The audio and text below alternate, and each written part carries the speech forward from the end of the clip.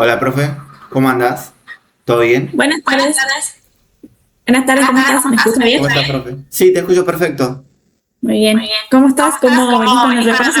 ¿Pudiste repasar los temas que vimos ayer? Te voy a ser muy honesto.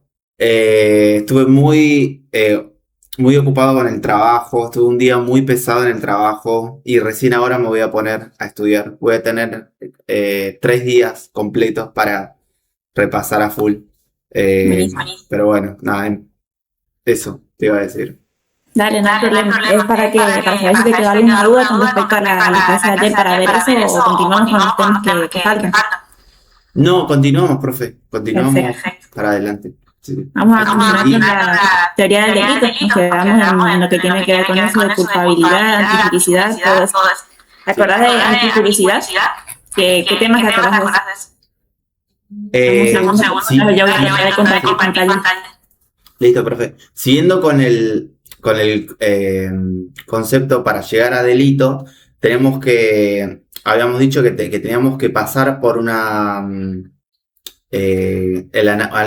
análisis estratificado y cada estrato tiene dentro de sí mismo como unos requisitos que deben cumplir. Si decimos que hay una acción es típica, el siguiente paso para el análisis, para llegar a delito, es la acción típica, antijurídica y culpable. Ahora estamos en el segundo estrato, que es la antijuricidad, que es que una acción que es típica tiene que ser antijurídica. Que es antijurídica, que sería que vaya en contra del ordenamiento jurídico en general. O sea, que vaya en contra de alguna norma del ordenamiento jurídico o que cause un daño en el ordenamiento jurídico en general, que exceda, digamos, el derecho penal, sino en todo, el ordenamiento jurídico visto como un todo, digamos. Perfecto, me gusta ese concepto porque viste que generalmente por ahí tendemos a pensar todo solamente en las normas penales, pero es perfecto que lo consideres ser el ordenamiento jurídico de manera general. Bien, creo que las nociones de antijuricidad están. Y siempre por eso ahí hay que ver también que si es que una conducta puede no ser antijurídica porque existe una causa de justificación ahí. Hay que hablar de eso de los ciertos permisos que da la ley para poder realizar esa conducta que en principio parece que está prohibida, pero existen las causas de justificación también. A eso hace referencia. Sí, y va a haber momentos que habíamos visto en clase también, de que hay conductas que en principio parecieran que están prohibidas, en el mismo ordenamiento jurídico están como fomentadas, como por ejemplo, eh, habíamos visto, por ejemplo, en determinado momento, vos, por ejemplo, si vamos a poner un ejemplo de Zaffaroni, que yo secuestro a una persona y le hago mutilaciones en el cuerpo, es obviamente una conducta que está totalmente prohibida por la ley y es antijurídica. Pero si, por ejemplo, un médico recibe de urgencia a una persona que está gravemente herida, es exactamente más o menos lo mismo que es una persona haciéndole vamos a suponer, haciéndole mutilaciones, entre comillas, al cuerpo de una persona, pero en el segundo caso del médico, esa conducta está fomentada por el ordenamiento jurídico que quiere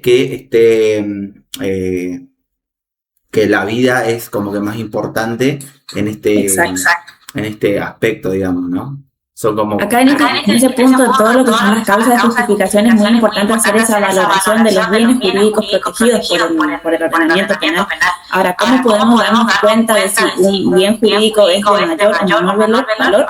Para eso tenemos que remitirnos ya a la parte especial de lo que es el código penal, donde están regulados los distintos delitos. Cada uno de esos delitos van a proteger distintos bienes jurídicos. Y así se va estableciendo, por ejemplo, en la primera parte está lo que son los delitos contra las personas. Tenemos derecho a la vida, derecho a la integridad sexual, el derecho a la salud. Todo eso son bienes jurídicos protegidos. Y así se va estableciendo distintas escalas penales. Por eso, al momento de hacer esa valoración de cuál es el bien jurídico protegido por la norma penal, tenemos que ver cuál es la escala penal que se establece para ese delito en específico. Y esto es muy importante hacer esta valoración porque después se tiene que analizar en las distintas causas de justificación.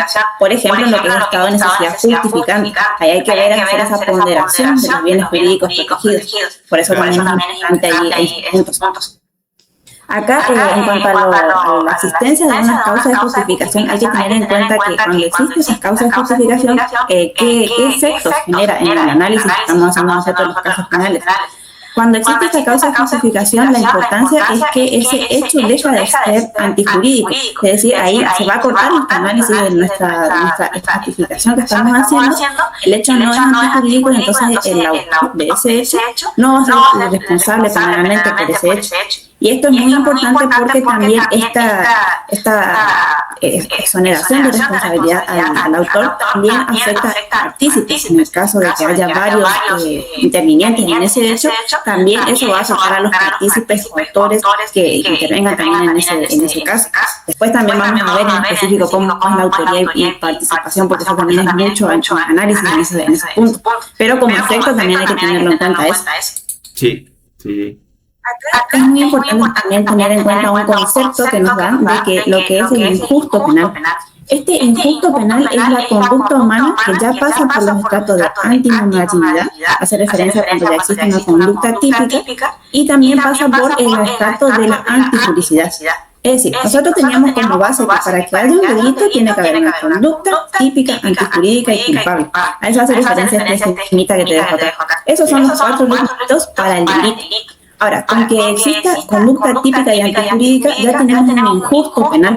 Y esto es importantísimo porque al existir un injusto penal, ya se podría, por ejemplo, responder civilmente. Si bien puede ser que en sede penal no haya responsabilidad, sí podría haber responsabilidad civil. Entonces, por eso es importante verificar si en el caso concreto se da o no un injusto penal. ¿Se entiende la importancia de esto? Sí, profe. Perfecto. Ahora vamos a ver también de cómo es esto del análisis de la antijuricidad, porque acá también tenemos que ver que hay aspectos objetivos y aspectos subjetivos. Algo parecido a lo que pasaba en la tipicidad, que teníamos que hacer ese del análisis.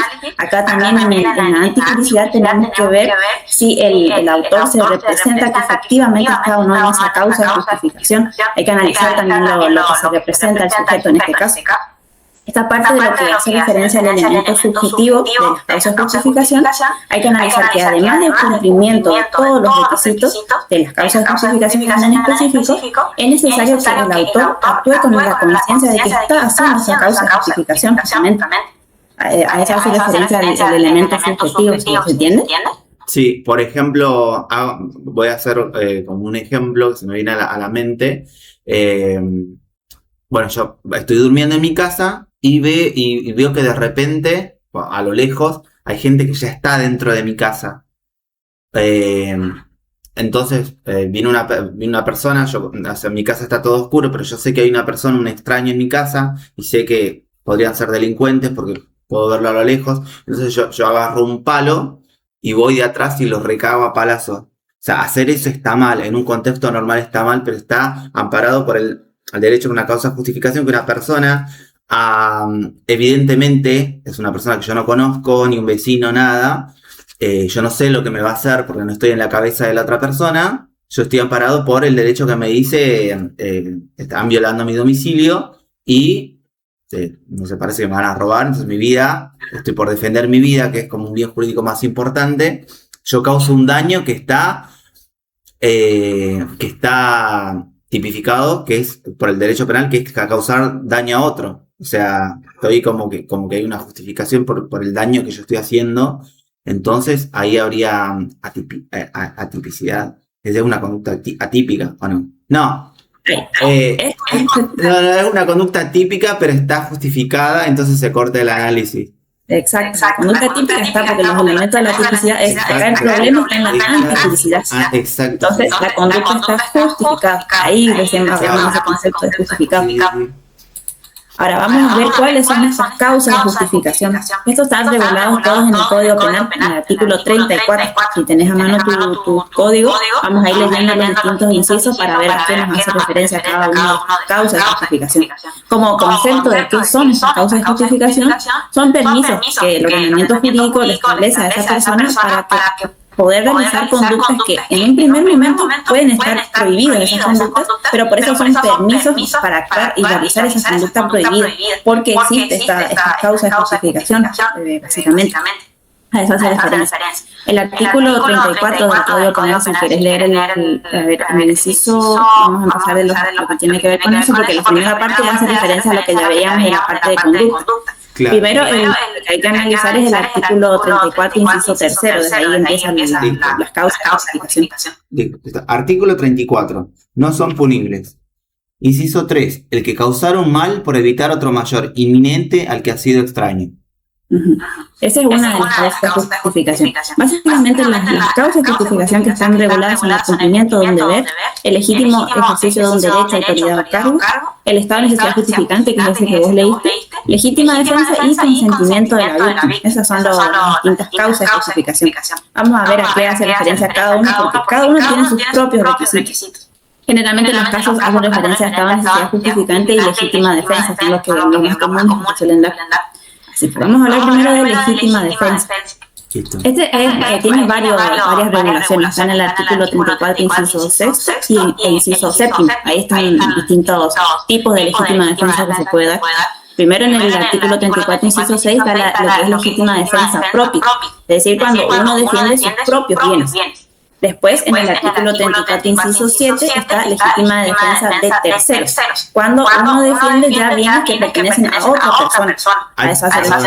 Perdón que te interrumpa, profe. Nosotros habíamos visto en la clase de que, por ejemplo, yo voy por la calle y veo a un varón y a una mujer, que el varón la está cagando a palo a la mina y la agarra del pelo todo, entonces yo voy como que no entendiendo la situación, yo con el primer pantallazo que veo es eso, entonces lo primero que hago es voy hasta intentar separarlo, le meto una trompada al pibe y para separarlos, pero resulta que después la mujer también estaba en el piso, me dice, es mi novio, déjalo, ¿qué le estás haciendo? Y es como que yo le puedo decir, mirá, yo no sabía lo que estaba pasando, yo a primera vista veía que te estaba haciendo daño, la relación que tengan ustedes, eso ya no es problema mío. O sea, estoy como a primera vista, estoy tratando de meterme a defender a una legítima defensa de un tercero, porque yo no conocía que ellos tenían una relación tóxica y que se trataban así violentamente. O, por ejemplo, también puede ser es que cuando yo veo que, vamos a suponer, que hay dos motochorros que están robándole a una vieja, entonces yo voy detrás y le meto un palazo al que está, no sé, al que está, no sé, comandando la moto, ¿me entendés? Entonces como que estoy haciendo un daño en defensa, legítima defensa de otra persona que la está. Exacto. En ese caso, en el primer caso que me mencionás de la pareja que estaba peleando y que en este caso la mujer no quería que la defienda, en eso también hay mucha discusión doctrinaria con respecto a cómo se tiene que resolver el caso. Porque, por ejemplo, para que haya legítima defensa, los requisitos que tienen que haber es que tiene que haber agresión ilegítima, necesidad racional del medio empleado y falta de provocación suficiente. Esos son los tres requisitos de la legítima defensa. ¿Qué pasa? Muchas veces, ese caso que vos mencionás también es discutido doctrinariamente porque se entiende que ahí la víctima no quería que vos lo defiendas, por ejemplo, en ese caso. Entonces ahí hay o no, se configura no este elemento de agresión ilegítima, ese sería ahí el conflicto. Podría ver si se podría imputar incluso de manera imprudente por las lesiones que vos le ocasionás. Eso en el caso de que se quiera establecer algún tipo de responsabilidad sería en forma imprudente. Pero si no, si estás en postura defensiva, ahí se configura y no el elemento, el requisito y hay agresión ilegítima. Por eso todos los casos dependen de en qué situación vos te pares para resolver el caso. Claro, esa situación que yo te planteé también nos habían hecho en un trabajo práctico en específico y nos habían dicho también es que eso va a depender siempre del trabajo de la situación práctica en particular, pero también hay que evaluar la situación en particular, como que no hay una regla fija para todos los casos. También puede pasar que, vamos a suponer que un muchacho le estaba golpeando con las manos a una mujer, y yo voy, como vos me dijiste, es la desproporcionalidad de los medios empleados. Entonces yo voy con un arma y le pego un tiro en el brazo. O sea, es totalmente desproporcional, ¿me entendés? ¿sabes? Si yo quería hacer como un bien, tampoco puedo abusar de eso, porque eso ya totalmente excede la legítima defensa, ¿no? Lo mismo que cuando, vamos a suponer, yo estoy viendo que un chorro le está robando a una viejita, pero que no tiene ningún arma. No puedo ir yo con un arma a pegarle un tiro, no sé, de atrás de la cabeza, ¿me entendés? Porque es algo totalmente excesivo. O sea, Ahí, para resolver esos casos, faltaría el elemento de necesidad racional del medio empleado. Entonces, como falta ese elemento específico de nuestra legítima defensa, no se puede configurar la causa de justificación y por eso la conducta no estaría justificada. Así sería la resolución del caso ahí. Creo que es la lógica de cómo resolver, porque como vos decís, cada caso es diferente, pero vos tenés que entender la lógica de cómo resolverlo. Claro, yo me acuerdo que lo resolvíamos de una determinada forma y la profe decía, sí, esa idea está bien, pero te faltan otros elementos que hacen que se resuelva finalmente de forma distinta. Y también es como decíamos hace rato, yo no sé si tendría que ver, pero por ejemplo en el caso del ladrón que le está robando una cartera, un celular, ahí tenemos un bien jurídico que es la propiedad, pero yo vengo detrás por querer hacerme el salvador y le pego un tiro detrás al ladrón. Pero hay un bien jurídico más importante que es la vida, que es el sistema jurídico en su totalidad piensa que el bien jurídico vida es mucho más importante que la propiedad privada. Exacto. Por eso ahí es importante partir de la base de la ponderación de los bienes jurídicos. Eso también te va a servir para analizar cualquier caso. De esto, por ejemplo, lo que estábamos viendo, los requisitos de la legítima defensa, ya hablamos de la necesidad racional del medio empleado.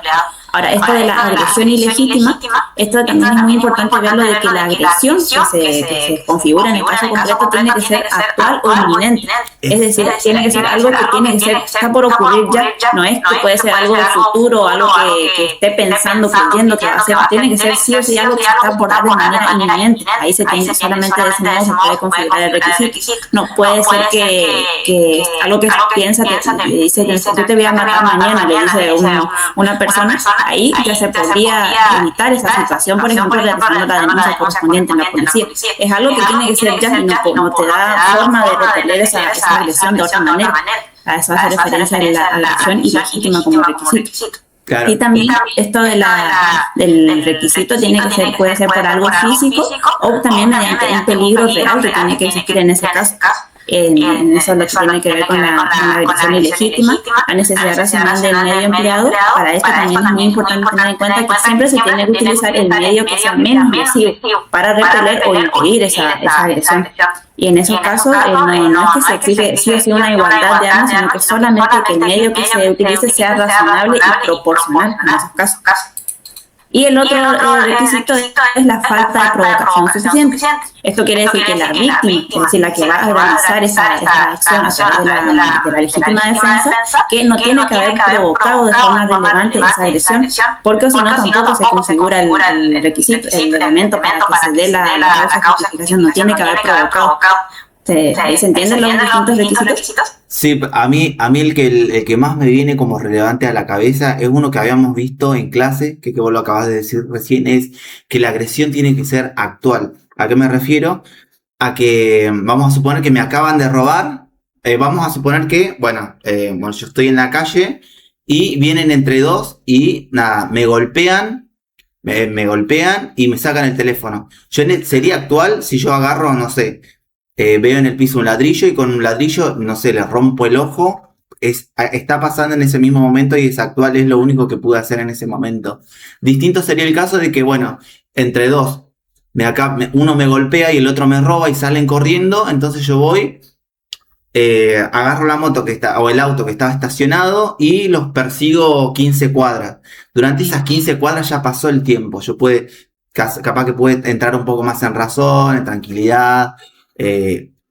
Pasó el tiempo, ya dejó de ser actual y capaz que, no sé, los chicos se van a Villa Gobernador Legal, no sé de dónde son, se van a otra ciudad, entonces los persigo 2-3 kilómetros, entonces yo no puedo alegar que Bueno, después los pasé por encima del auto, los choqué porque estaba cegado por el enojo. No, ya pasó el tiempo. Ya pasó el tiempo, pasaron 2 kilómetros. Todo esto es un ejemplo que habíamos visto en clase, que dejó de ser actual. Yo ya pude, no sé, pude bajar un poco, calmarme, pensar un poco más.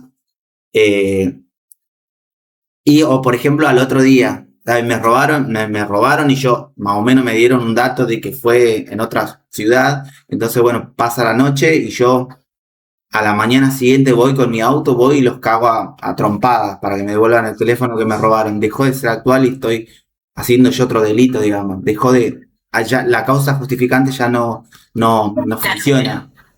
Claro, y en todos esos casos que vos me estás mencionando, así de que no se dan los requisitos específicos acá de legítima defensa, entonces, ¿cómo se resuelve? Jurídicamente, si te ponen un caso así, ¿cómo vos responderías en el caso de cómo se resuelve? En base a todo lo que ya venimos hablando. ¿Cuál caso? De que las personas me roban y yo los persigo. Claro, cualquiera de estos en los cuales no se da alguno de los requisitos de la legítima defensa. Claro, no se da ahí, bueno, tenemos una acción típica antijurídica, pero me trabé, perdón.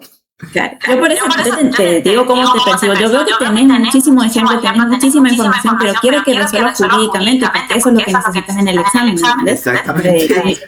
Tenés que la conducta típica, acá la conducta no es antijurídica porque existe una causa de justificación, podría poner unos casos en los cuales existen todos los elementos, pero también después cuando vos, por ejemplo, podrías poner en el caso de que estás analizando una legítima defensa, te vas al elemento de legítima defensa, cuáles son los requisitos, ves, por ejemplo, agresión ilegítima, no se configura porque el peligro, el caso que estamos analizando de la agresión, no es actual. Así vas analizando pasito a pasito cada uno. Tenés que ir viendo los elementos. ¿Te entiendes? Sí, profe, sí. Esos son lo que es como requisitos de legítima defensa propia de terceros. Después también en el Código Penal hay uno específico que se llama legítima defensa privilegiada. Eso está en el artículo 34 y también en el inciso 6, último párrafo. Si querés leer ese, hacía que hace referencia. Sí, inciso 6. Se entenderá que concurren estas circunstancias respecto de aquel que, durante la noche, rechazare el escalamiento o fractura de los cercados, paredes o entradas de su casa, o departamento habitado o de sus dependencias, cualquiera que sea el daño ocasionado al agresor, igualmente respecto de aquel que encontrare a un extraño dentro de su hogar, siempre que haya resistencia. Ese es Ese es. Exacto. ¿Qué te acordás de esa hacía leer? El ejemplo que yo di hace rato de que hay una persona extraña que está por entrar adentro de mi casa, entonces como que yo puedo utilizar los medios idóneos, o sea, medios idóneos que sería si veo, o sea, no sé, 2 personas que están entrando dentro de mi casa, yo no puedo agarrar un arma y empezar a disparar tiros a lo loco sin saber qué está pasando, digamos, o sea. Claro, en estos casos, este párrafo específico del artículo del código se habla de lo que es legítima defensa privilegiada, se llama en este caso, porque ahí el código penal hace una presunción de que se entiende que si una persona ingresa en forma violenta a la vivienda o hace a través de escalamiento y todo eso, se entiende una presunción donde se entiende que ya existe esa agresión ilegítima, por eso ahí es como que es necesario igual de modo siempre los medios de prueba, pero ya hay una presunción legal en esos casos, así se presume la legítima defensa. Listo. Eso hace referencia. Sí. Bien. Después también hay ciertos casos especiales en los cuales puede haber, se configuran los elementos que estamos dando la legítima defensa, hay una agresión ilegítima, hay los elementos de la causa de justificación, pero se da lo que es un exceso en la legítima defensa. Eso está regulado en el artículo 35 del Código. Ahí si querés leer eso. Artículo 35. El que hubiera excedido los límites impuestos por la ley, por la autoridad o por la necesidad, será castigado con la pena fijada para el delito por culpa o imprudencia. ¿Qué pasa? Eso es lo que estamos hablando de que, por ejemplo, una persona en principio estaba defendiéndose, repeliendo una agresión ilegítima y, por ejemplo, era de una persona que le estaba por disparar. Y para eso, de una persona que sabe disparar muy bien y en lugar de dispararle, por ejemplo, en la pierna, le dispara directamente ya en el pecho, donde directamente a matar. Ahí ya hay un exceso, porque ya esta persona tenía muy buena puntería y podía haber, por ejemplo, amenazarle primero de que no le mate o dispararle en la pierna. Pero acá como ya se hizo un exceso porque disparó directamente a matarlo. En esos casos la solución que nos da el código ahí es que esa persona va a responder por delito culposo, en esos casos por el exceso en el que incurrió.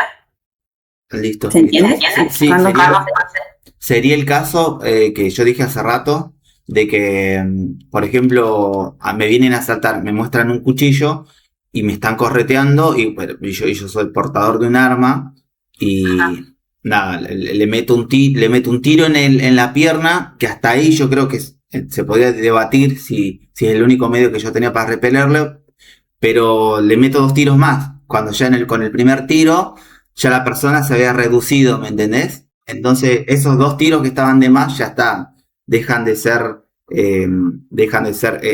la legítima defensa y un exceso. Hay un exceso, exacto. Y se responde por el delito culposo. Exacto. Sería en ese caso, por ejemplo, si son lesiones, sería lesiones culposas. Y perdón la pregunta. Cuando yo digo lesiones culposas, sería la palabra culposa al lado de lesiones, ¿le da menos años? ¿Le daría menos años que unas lesiones comunes? La parte especial está establecida directamente el delito de lesiones culposas. Tiene menos escala penal que cuando son las lesiones dolosas. Después vas a ver en la parte especial tenemos lesiones graves, leves y gravísimas. Exacto, eso puede ser por dolo o por imprudencia. Cuando son imprudentes, la escala penal es menor. Listo. Sí. Siempre, en general, en todos los delitos imprudentes son menor la escala penal. Y hay como adelante, hay ciertos delitos en los cuales no tiene prevista una forma culposa, y entonces si no tenemos ese previsto el culposo, entonces ahí la conducta queda atípica, porque no tenemos en el Código Penal algo culposo, entonces no tenemos cómo hacerle responsable a ese sujeto. Por ejemplo, lo que son los delitos contra la propiedad, robo o estafa, eso siempre tiene que ser por dolo, si tiene que haber la intención del sujeto. Claro, sí. Bueno, eso como que lo tengas en cuenta también, pero lo vas a ver mejor en la parte especial. Sí, te puedo hacer una pregunta, y me siento medio estúpido haciéndote esta pregunta. No. El dolo, para que me quede bien en claro, si yo le tengo que explicar, también para explicarme a mí mismo, si yo tengo que explicarle a una persona común y corriente, el dolo sería la intención encausada hacia una finalidad, que yo tengo la voluntad de ir a robar o a cometer un ilícito, eso es el dolo, y la culpa es, yo no tenía intención de matar a una persona, o sea, yo no tenía la intención interna de matar a una persona o de causar un daño, pero sin embargo lo hice, la culpa es eso. Lo que es la parte culposa, ahí tenés que distinguir si es por imprudencia, negligencia o impericia. Ahí se distinguen esos 3 conceptos. Cuando es imprudente es cuando una persona actúa de manera precipitada, no prevé las acciones de cómo va a realizar. Siempre el ejemplo más común para entenderle al delito en forma imprudente es cuando vos, por ejemplo, te bajás de tu auto y bajás con la llave puesta, entonces te roban el auto. Ahí sos imprudente, porque no hiciste, es como un no hacer. Después, en cambio, el otro es la negligencia, que es cuando haces algo, pero de manera apurada. Ahí es distinto de la imprudencia, porque en el caso de la negligencia es cuando sos apurado, en esos casos. Claro. Y lo otro, la impericia, tiene que ver más cuando te exige que se tenga ciertos conocimientos técnicos para realizar algo. En los casos de los médicos, que sí o sí tienen que tener un conocimiento para realizar asesoramiento, bueno, ahí entonces realizar una consulta profesional de los médicos necesitan impericia en esos casos, cuando no tienen conocimiento técnico. Claro. Así distingue la parte imprudencia. Y sí, lo del dolo es la parte cuando no tenés la intención de realizar algo. Exacto. Sí. ¿Bien? ¿Se entiende? Sí. Lo que pasa es que me queda lo que cuando no estudias derecho, todo el mundo dice, no, es culpa tuya, es mi culpa, todo. Entonces yo tengo como que la cabeza es como que claro. El lenguaje jurídico es otra cosa, ¿me entendés?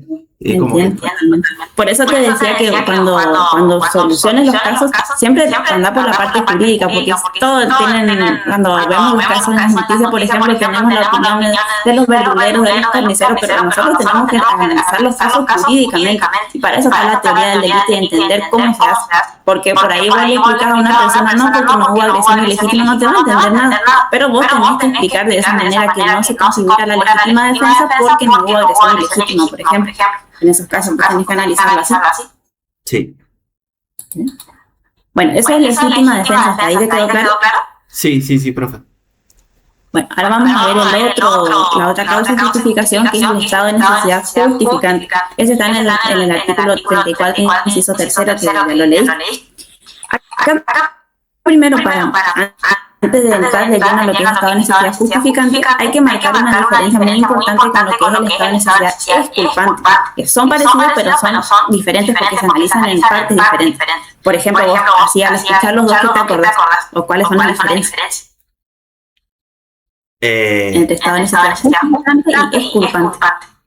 No, el estado de necesidad justificante es cuando en una determinada situación una persona comete una teoría tipificada, es una conducta típica antijurídica, pero justificada por el contexto que se está dando.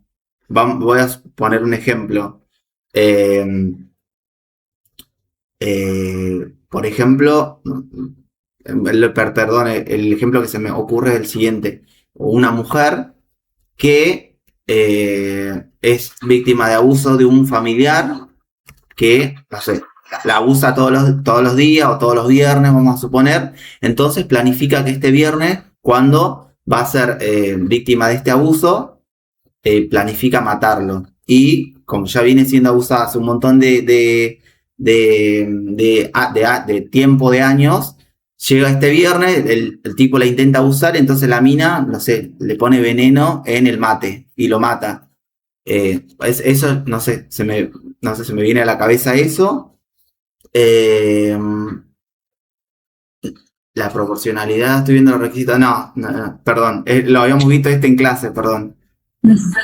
En la parte, ahí acabaste de lo que leías del artículo 34, inciso tercero, que siempre el estado de necesidad justificante se va a dar cuando se causa un mal para evitar otro mayor inminente, también acá se representa el mismo requisito, al que ha sido dañado. Así nos dice lo que es el inciso.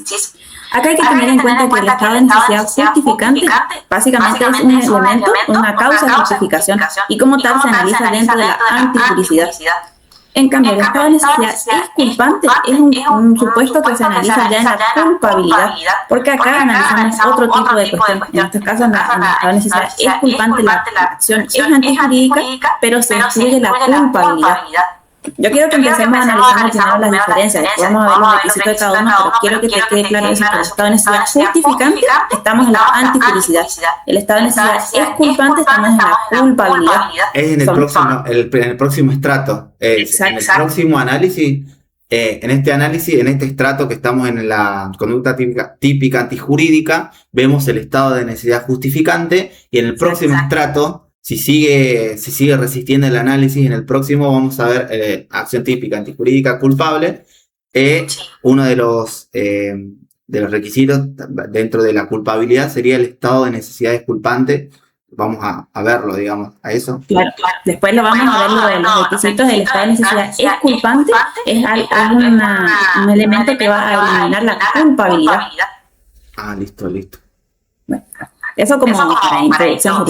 El estado de necesidad justificante como causa de justificación, ¿qué requisitos tiene que tener? Es necesario que el peligro que se está evitando no sea provocado por la persona que va a realizar esa causa de justificación. Eso como base, no tiene que haber provocado ese peligro. ¿Qué pasa? Suele darse mucho también el ejemplo en estos casos cuando una persona Por ejemplo, estaba fumando en un granero, que siempre hay mucho pasto seco, por ejemplo. Estaba fumando y arroja el cigarrillo y se provoca un incendio. Ahí provocó el incendio, puede que no haya sido intencional, pero provocó el incendio, entonces ahí en esos casos no se podría dar estado de necesidad justificante si, por ejemplo, después rompe algún vidrio para poder salvar a alguien que se estaba asfixiando, por ejemplo. Ahí provocó a la persona ese peligro, entonces no se podría amparar en la causa de justificación, por ejemplo. Listo. Después, otro requisito que se tiene que dar es que ese peligro solamente se puede evitar lesionando otro bien jurídico. Acá hacemos de nuevo la ponderación de los bienes jurídicos. El bien que se está salvando tiene que ser de mayor valor que el bien que se está perjudicando. Eso sería como requisito. ¿Se entiende? Ese es el estado de necesidad justificante. Es necesario que haya ese peligro que no se ha provocado y que el bien que se salva sea de igual o de mayor valor que el que se sacrifica. Sí. En el caso que te estoy mencionando, de si una persona que ve que una casa se está incendiando y decide romper el vidrio de la ventana, ahí se está provocando un daño a la propiedad. Sí, estoy irrumpiendo la propiedad ajena, pero es para salvar, para salvar la vida de la gente. Exacto. Capaz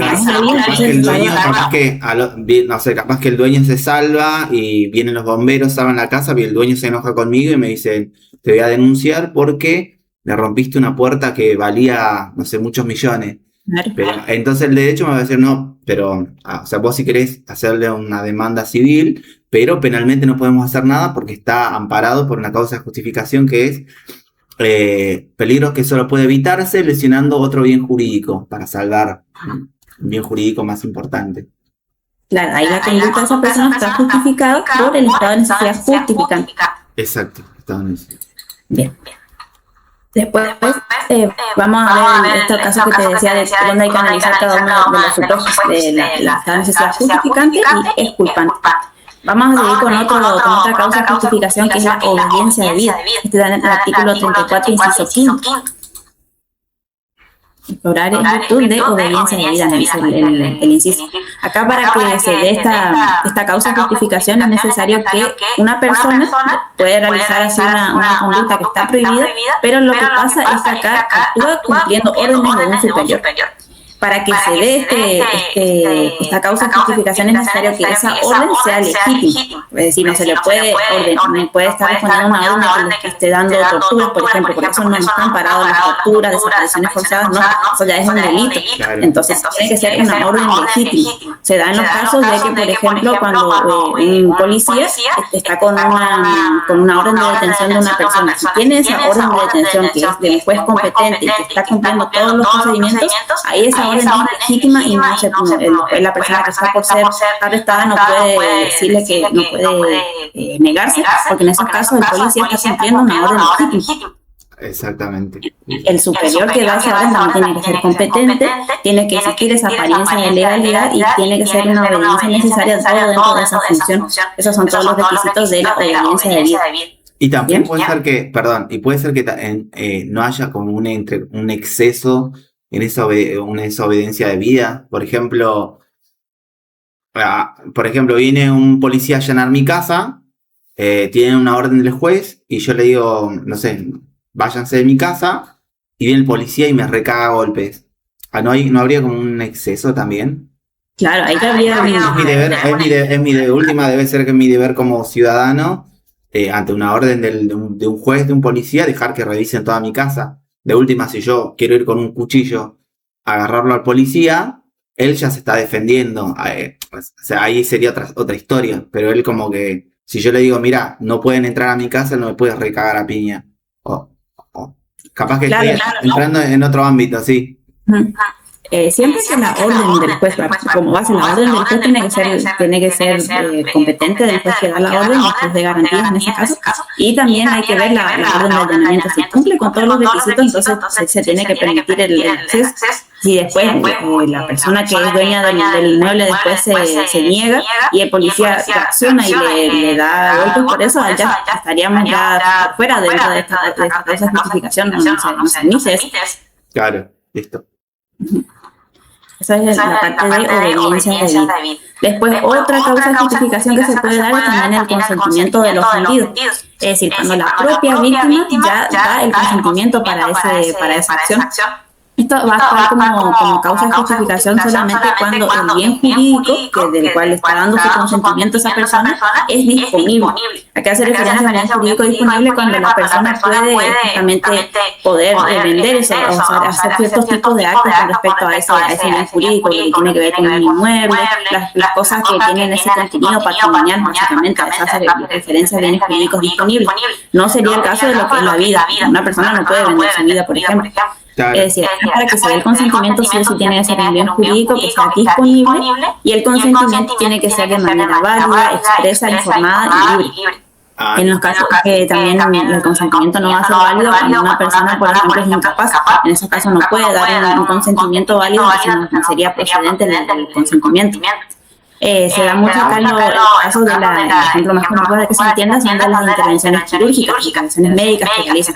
Ahí el paciente se va al médico justamente para que le haga una intervención quirúrgica y dio su consentimiento. Siempre que sea de manera válida, expresa, informada ese consentimiento, ahí no puede decir que después de denunciarle al médico por lesiones, por ejemplo, porque dio su consentimiento.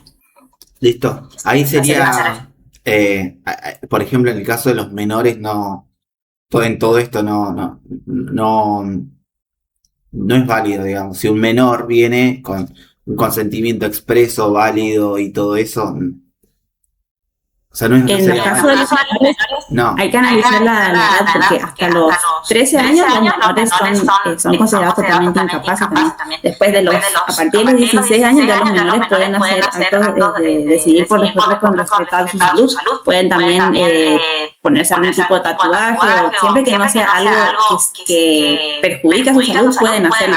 Así está regulado ahora con el Código Civil, ya le da ese grado de autonomía a los menores también. Exacto. Sí. Esas son las distintas causas de justificación. ¿Se entiende hasta ahí? ¿Cómo operan y hacen los distintos requisitos? Y ahí en uno de los incisos, en la parte de abajo, dice deporte de contacto. Y nosotros habíamos visto varios casos también enunciados que nos daban de que, por ejemplo, había competencias, vamos a suponer, de rugby, donde hay mucha violencia, donde no hay violencia, perdón la palabra, sino donde hay mucho contacto físico, donde es un deporte muy extremo, y de una persona, o sea, de un equipo al otro equipo, están como que compitiendo, qué sé yo, y le quiebra la pierna a otro.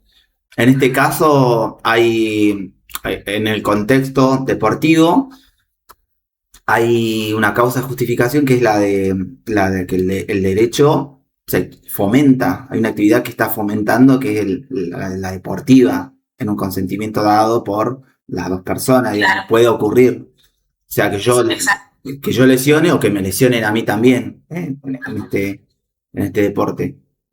Claro, y cuando se producen esos casos, entonces ahí no tenemos justamente el delito en sí, porque está la causa de justificación consentimiento del ofendido. Lo que pasó, por ejemplo, con ese deportista del mundial, de uno que se lesionó la pierna no sé si viste el caso en ese caso, por ejemplo, ayer no se le puede denunciar. Podría denunciarlo, pero después la persona no va a responder. Claro, exactamente. Nosotros habíamos visto siempre en clase, porque se da, viste, en el ámbito deportivo, de que dicen, no, yo en el partido del sábado lo voy a hacer recagar, lo voy a hacer mierda, pero son folclores del deportivo. No puedo decir, bueno, ya estuvo en ámbito de tentativa porque ya estuvo pensando en hacerme daño anteriormente y ya había manifestado que me iba a hacer daño, y entonces me quebró la pierna. Como que no, es un ámbito deportivo, es una causa de justificación de algo que está fomentado por el derecho. Nosotros habíamos visto de que parecería que hay una contradicción, entre comillas, entre el ordenamiento jurídico, entre una conducta que está prohibida, que es la de lesiones graves, con otra que es la que está permitiendo, fomentando el deporte, en este caso el rugby, que tiene su riesgo como todo deporte. Pero nada, era ese comentario que quería hacer. ¿Sí? Perfecto, bien. Eso entonces es lo que tiene que ver con causas de justificación. Ahora vamos a entrar de tema lo que es la parte de culpabilidad, que sería nuestro último estrato del análisis de la teoría del delito en sí. Es decir, acá entramos cuando se completa nuestra conducta típica y antijurídica. Podemos confirmar todos estos elementos, entonces vamos a ver si es culpable o no ese sujeto. ¿Qué hay que analizar acá? A ver si es que se le puede reprochar o no a esa conducta al sujeto que lo cometió. Acá, volviendo a lo mismo, siempre ese reproche es personal. Cada sujeto hay que ir analizando si se lo puede imputar o no, ser culpable o no por ese hecho.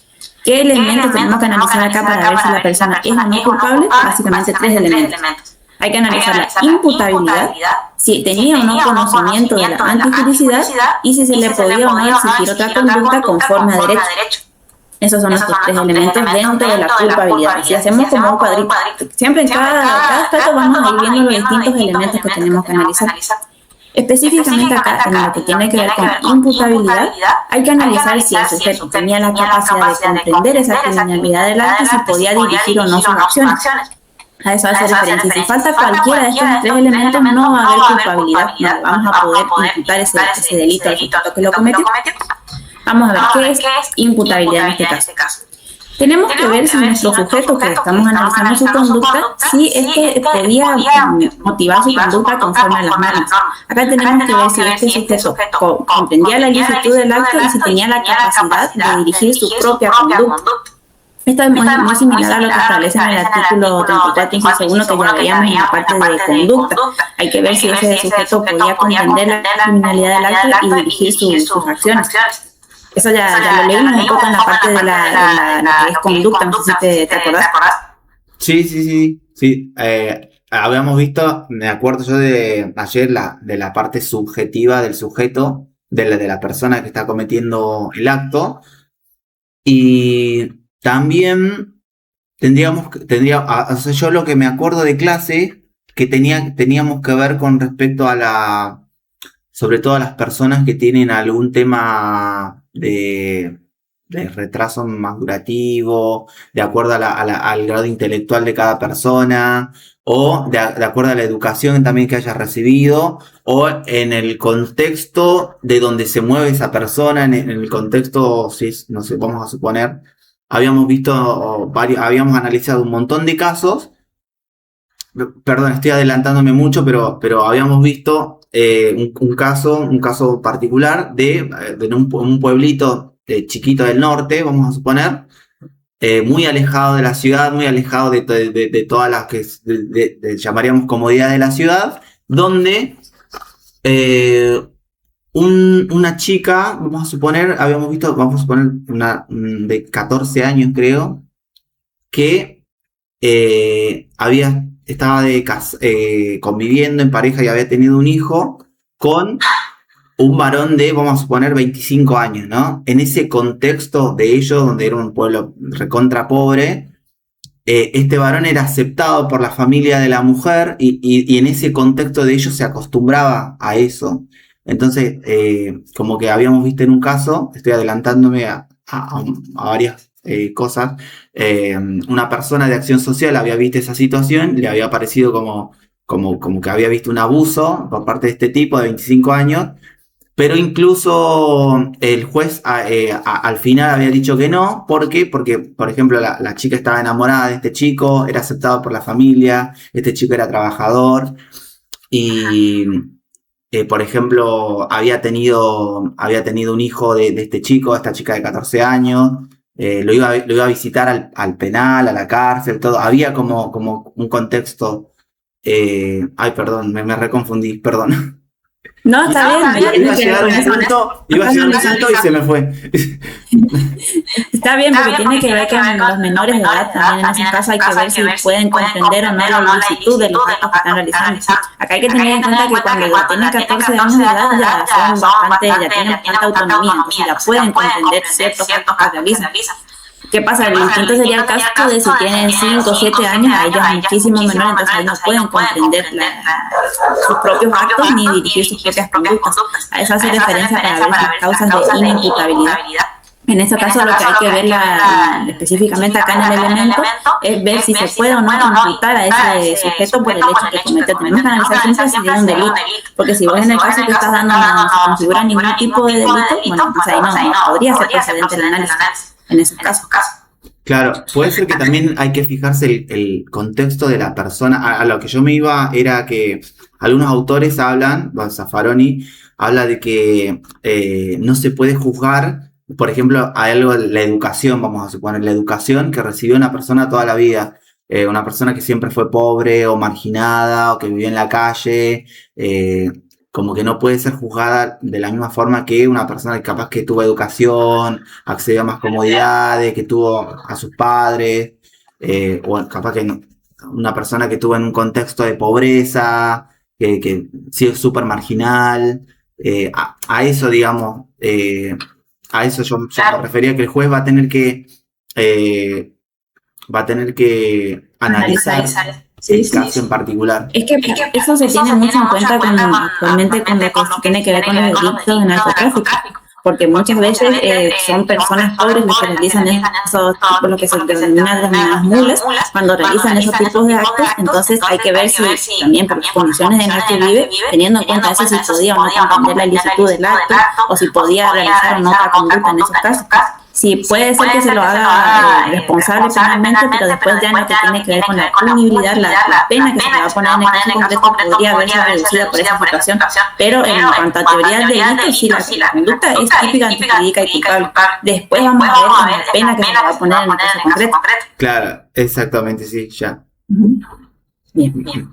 Esa es lo que tiene que ver con la imputabilidad. Para ver si hay delito, tenemos que ver si estos sujetos comprenden la ilicitud de su acto y si tienen o no la capacidad de dirigir su propia conducta. Eso para ver si hay o no delito dentro de lo que es imputabilidad. En estos casos, cuando la persona tiene, por ejemplo, una alteración nervosa de sus facultades, son los denominados psicóticos o que tienen esquizofrenia, en esos casos no pueden dirigir su conducta, entonces no se podría configurar en este caso la culpabilidad por falta de imputabilidad. En esos casos podrías analizar así. Cuando el sujeto es inimputable, la consecuencia es que no se va a aplicar una pena, pero hay que ver también que podría aplicarse una medida de seguridad. En esos casos es otro tipo de sanción que se le puede poner, no una pena para que tenga una prisión efectiva, pero sí podría ser una medida de seguridad en el caso de que se considere que la persona es muy peligrosa. Por ejemplo, eso ya tiene que ver con el tipo de pena que se le va a poner. Listo. Sí. Bien, después hay otro supuesto también que se suele denominar acte libera in causa. ¿Qué significa esto? De que cuando el propio autor provoca voluntariamente su inimputabilidad, cuando está en una situación de lo que se denomina alcoholismo, borrachera, o cuando está en forma de drogado, ahí sí se le puede imputar el hecho porque es como que el mismo sujeto provocó voluntariamente su inimputabilidad. En esos casos hace referencia a eso del acte en causa. Eso habíamos visto también ejemplos de que el sujeto consume estupefaciente o algo para darse valor, para hacer ese, en el grado de tentativa, consume algo para darse valor a ir a hacer tal hecho, no sé. Claro, y para eso sirve, ese ejemplo sirve para analizar si es que es imputable o no el sujeto. Si es el mismo autor provocó voluntariamente su inimputabilidad, entonces sí se le va a imputar el mismo. Porque hay que ver, para que sea inimputable tiene que ser por algo ajeno a él. Los casos de esquizofrenia o esos casos cuando es ajeno a él, no es que provocó su situación en esos casos. Eso es para la inimputabilidad. Después, el otro elemento a analizar dentro de la culpabilidad es el conocimiento de la antijuricidad. Es decir, que analizamos anteriormente que tiene que haber una conducta típica antijurídica y tenemos que ver que ese sujeto comprenda la criminalidad de su conducta o si por el contrario se encuentra en lo que es un error de prohibición. Eso hay que ver acá si conocía o no la antijuricidad de su conducta. El error de prohibición es cuando se configura cuando es un error sobre la ilicitud del acto. Es decir, que el autor sabe que lo que está haciendo, pero cree que está permitido. A eso hace referencia al error de prohibición.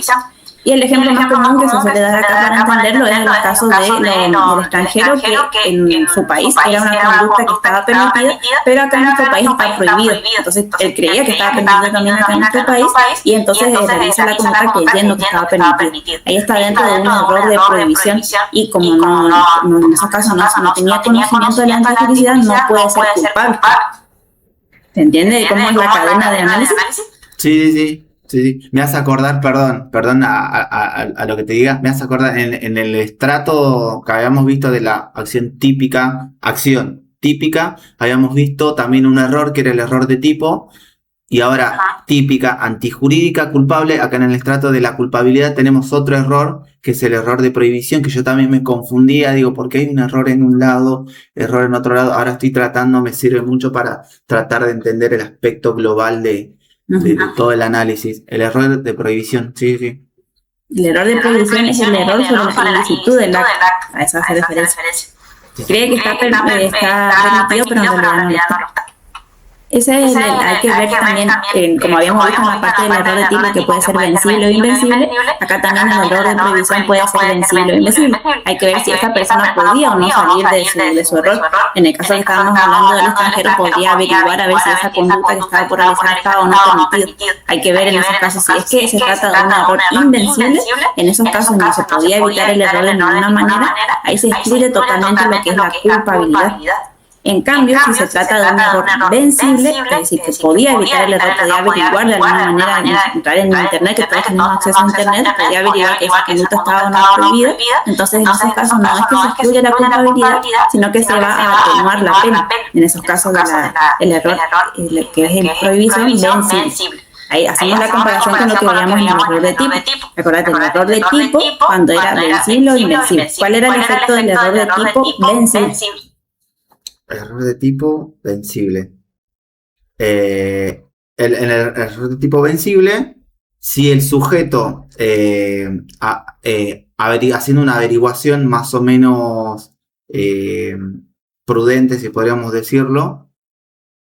No me olvidé. Perdón. Error de tipo estamos hablando. Cuando si es que conocía o no los elementos de la tipicidad. El error de tipo vencible, acuérdate que el error de tipo analizamos dentro del tipo subjetivo. Hay que ver si actuaba o no con dolo. El error de tipo vencible, el que tiene como efecto es que elimina el dolo, pero deja la imprudencia, la parte culposa. En cambio, el error de tipo invencible es que elimina tanto el dolo como la culpa y la conducta queda atípica. Eso es error de tipo. Exacto. En cambio, error de prohibición, hacemos la comparación. Error de prohibición vencible elimina lo que es la culpabilidad, pero en esos casos el error de tipo vencible se atenúa la pena. No es que se excluye la culpabilidad, sino que se atenúa la pena. Se llama la parte de punibilidad ahí, porque hay culpabilidad. Exacto. Ese es el error de prohibición vencible. Parece un trabalengua, pero hay que hacer la distinción. ¿Sabés qué me trae recuerdos de la clase? Que el profesor decía exactamente lo que vos acabas de decir y para mí era chino básico. Así que yo ahora ya termina esto y voy a ponerme a leer el PDF y voy a ponerme a ver eso, porque eso ahí me trababa yo. Por eso es que yo intencionalmente me retrotraje al error de tipo. Sí, porque viéndolo paso a paso te das una idea de todo y yo puedo conocer todo, pero después a la materia cuando haces un análisis global de todo eso se trae un poco de confusión. Claro. Acá te va a servir mucho hacer ese cuadrito comparativo.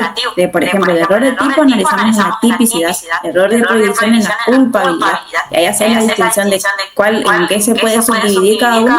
En ambos casos tenemos error de tipo vencible o invencible y vas viendo los efectos de cada uno. Exacto. Bien. Y después, por último, el último elemento de la culpabilidad es la exigibilidad de conducta conforme a derecho. Acá hay que analizar de si al sujeto se le podía razonablemente exigir otra conducta que actuara dentro de lo que es la norma. Hay que ver acá si, teniendo en cuenta siempre las circunstancias del caso, no se le podía esperar otro comportamiento, entonces se excluye lo que es la culpabilidad, porque en ese caso ahí viene lo que es el estado de necesidad, es culpante. Ahí, por eso te decía que lo que es el estado de necesidad es culpante, lo analizamos en la culpabilidad. cuando el sujeto podía actuar de otra manera, entonces ahí se va a eliminar lo que es su culpabilidad. Listo. ¿Se entiende? Esa es la exigibilidad de otra conducta. Listo. Y así sería lo que la parte de determinar todos los elementos en la parte de culpabilidad. Hasta ahí todo teoría del delito. ¿Se entendió? Sí, te hago una consulta con respecto a esto que me dijiste, exigibilidad de otra conducta por parte del sujeto. Un ejemplo para traerlo a tierra. Yo estoy seguro que debo tener varios ejemplos, pero yo sé que esto lo vimos mucho en clase. La exigencia de otra conducta al sujeto, ¿cómo sería? Como en un ejemplo. Sería en el caso de cuando hay dos personas que están, son los náufragos, que están dos personas y hay un solo bote salvavidas, los botes y un chaleco salvavidas.